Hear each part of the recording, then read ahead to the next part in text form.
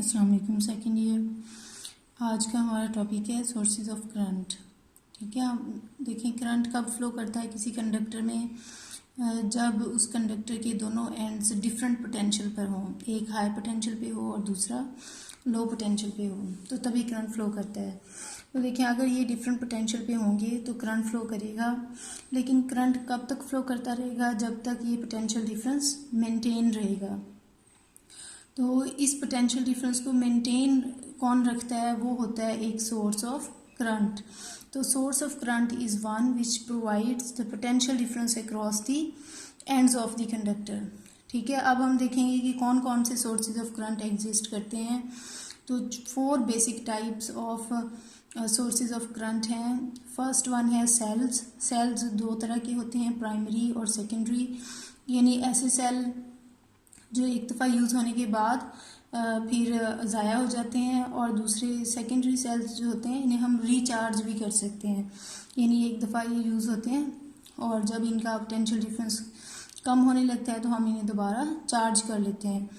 ठीक है, तो सेल्स में कौन सी फॉर्म ऑफ एनर्जी किस में कन्वर्ट हो रही है, ये ऑब्जेक्टिव के लिए बहुत इंपॉर्टेंट है कि cells convert chemical energy into electrical energy. दूसरी टाइप है इलेक्ट्रिक जनरेटर्स। ये घरों में हम यूज़ भी करते हैं जब लाइट चली जाती है। They convert mechanical energy into electrical energy, और इसे हम बहुत डिटेल के साथ आगे एक चैप्टर में पढ़ेंगे भी। थर्मोकपल्स हैं। Thermocouples convert heat energy into electrical energy. Therm heat को कहते हैं। इसमें 2 डिफरेंट मेटल्स हम यूज़ करते हैं और उनके एंड्स डिफरेंट टेम्परेचर पे होने की वजह से पोटेंशियल डिफरेंस क्रिएट होता है।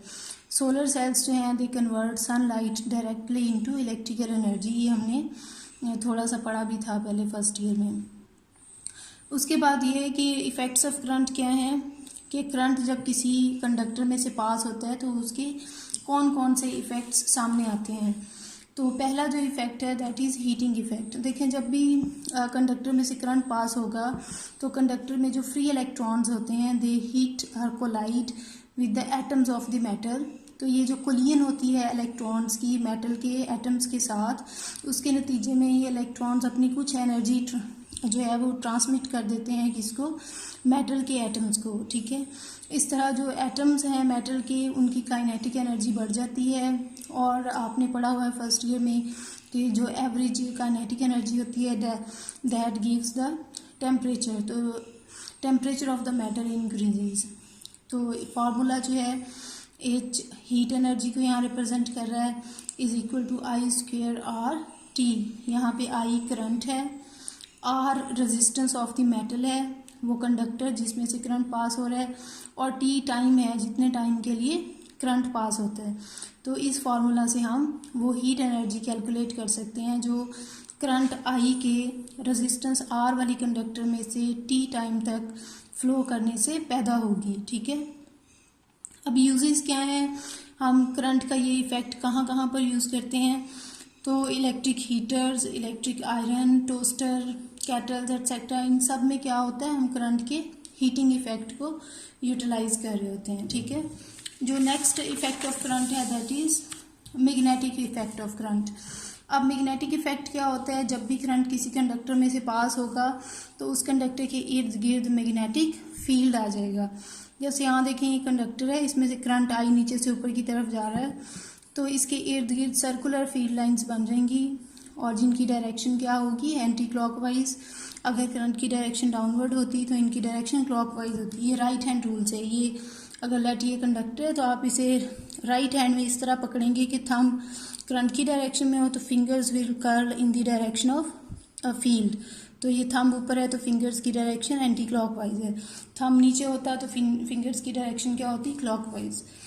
अब अगर 2 कंडक्टर्स इकट्ठे रखते हैं, ये डॉट का मतलब ये है कि कंडक्टर ऐसे पड़ा है और इसमें करंट जो है ये नीचे से ऊपर आ रहा है। क्रॉस का मतलब ये है कंडक्टर ऐसे पड़ा है, ये इसका क्रॉस सेक्शन दिखाया हुआ और इसमें करंट ऊपर से नीचे जा रहा है।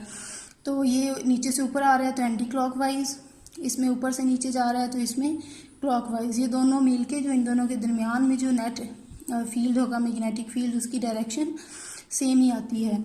इसको मैं ज़्यादा डिटेल से यहाँ पे इसलिए नहीं बता रही क्योंकि नेक्स्ट हमने 17 चैप्टर में ये पूरा डिटेल से ये वाला टॉपिक जो है मैग्नेटिक इफेक्ट्स ऑफ करंट ये पढ़ना है, ठीक है।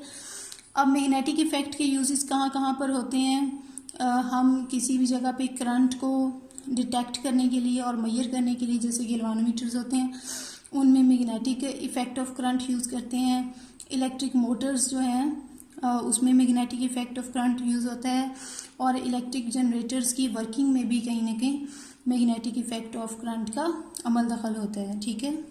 थर्ड जो इफेक्ट ऑफ करंट है दैट इज़ केमिकल इफेक्ट।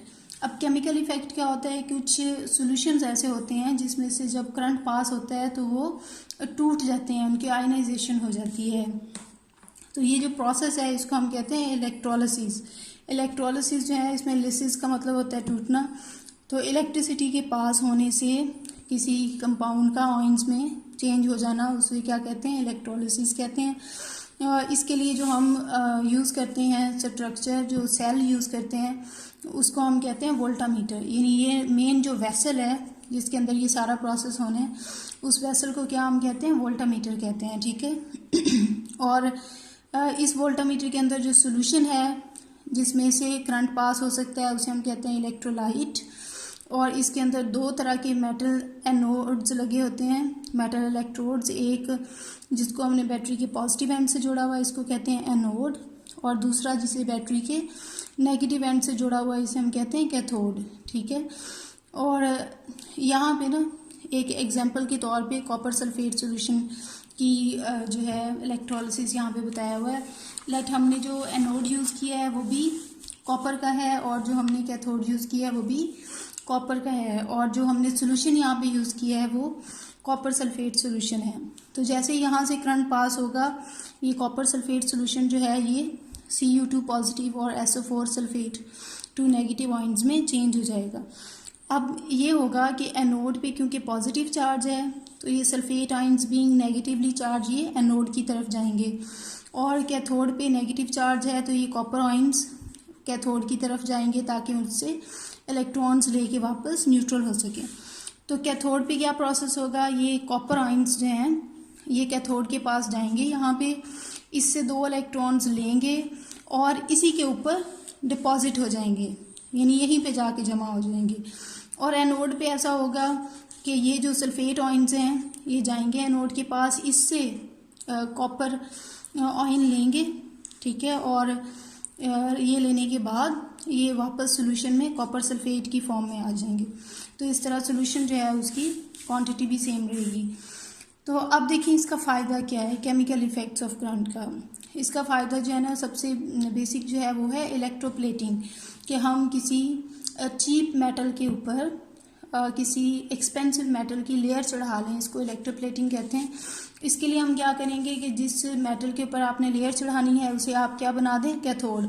जैसे आपके पास एक स्पून है जो लेड किसी भी चीप मेटल का है, उसके ऊपर आप गोल्ड की कोई लेयर चढ़ाना चाहते हैं तो उस स्पून को बना दें कैथोड, और गोल्ड का सॉल्यूशन यहाँ पे ले लें। उससे ये होगा गोल्ड के जो एटम्स हैं वो आके कैथोड से जब इलेक्ट्रॉन्स लेके इसके ऊपर डिपॉजिट होंगे तो इस स्पून के ऊपर एक लेयर आ जाएगी किसकी? गोल्ड की। इस तरह से हम आर्टिफिशियल ज्वेलरी के ऊपर भी गोल्ड की प्लेटिंग कर लेते हैं ताकि वो अच्छी लगे। चलिए यहाँ तक कोई प्रॉब्लम हो तो आप पूछ सकते हैं। Thank you very much.